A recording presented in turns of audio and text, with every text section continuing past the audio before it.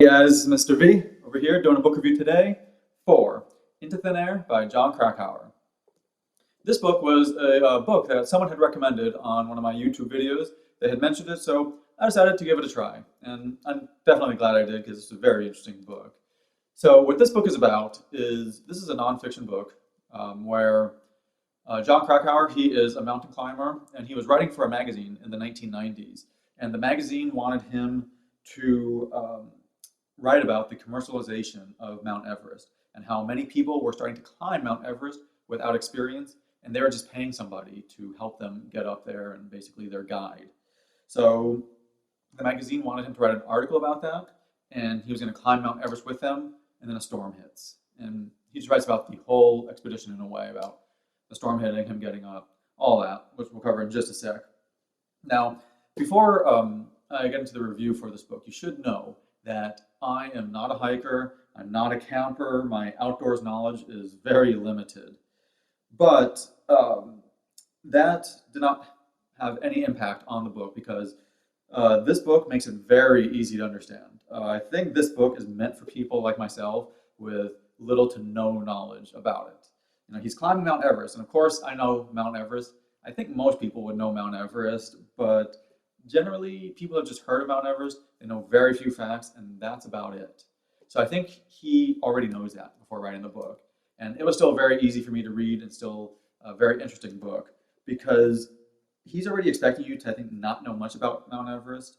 And he gives you like a brief background information, like when it was first discovered, when it was first climbed, what climbers felt. And he does all that within the first few pages of the book. So you get to know a little bit about Mount Everest more in depth. But he does not get too far in depth, which is great.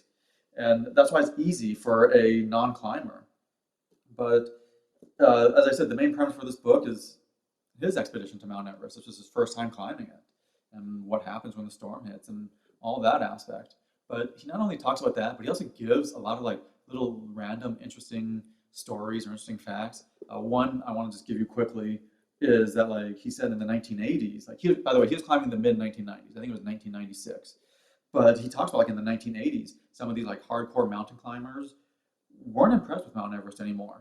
You know, it's still a very difficult thing, but they weren't that impressed because many had climbed it. And then there was that commercialization, which I'll talk about more in just a sec.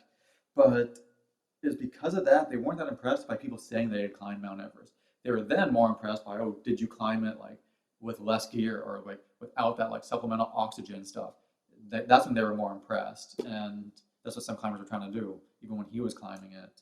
So, you know, he just gives a lot of like little interesting facts like that. And it is interesting for people that know nothing about mountain climbing like myself. But then he goes on and writes about his Everest expedition, like how he got there. Like, 'cause, like he is a mountain climber, but he had kind of like retired in a way, like he had kind of stopped. But he had, even though he was a mountain climber, he had never climbed Mount Everest. He had climbed many mountains, but Everest was one he had never done. And then he kind of retired. But by that point, he was working for a magazine, and when they offered him this job, he quickly took it. And he was supposed to write about these people who were paying anywhere from like 60 to 75,000 in the early to mid 90s to have someone guide them up. And these were like non-skilled climbers.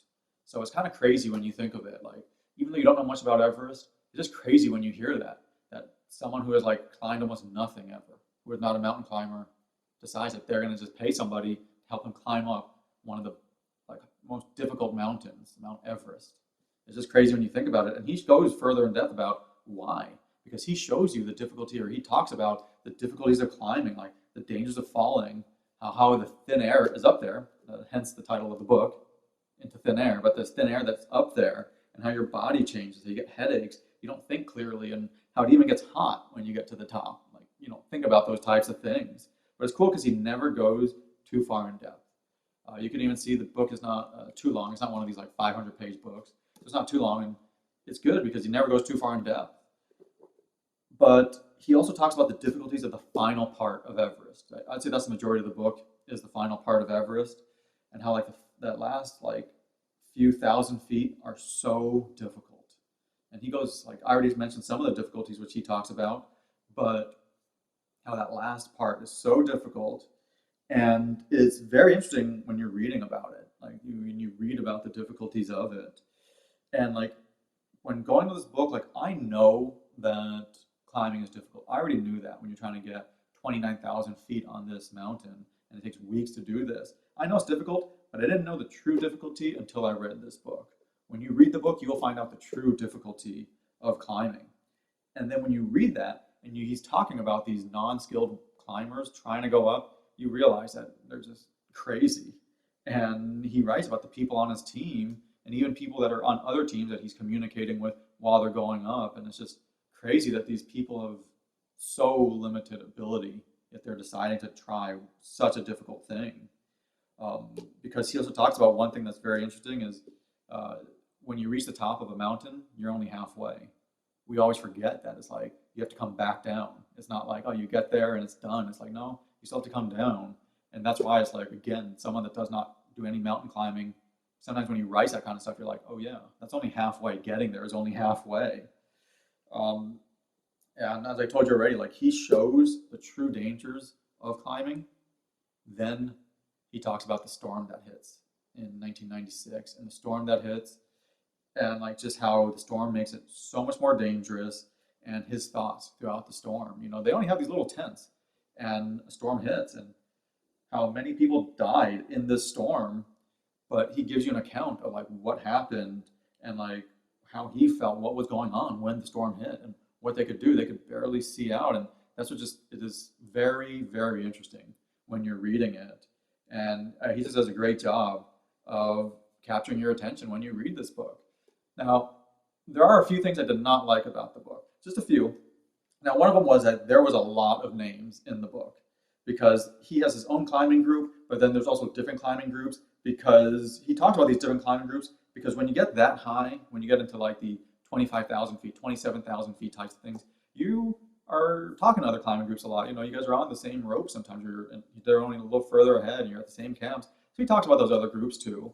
And some of them are the unskilled climbers. You know, they have always one skilled guy, but some of the others are unskilled.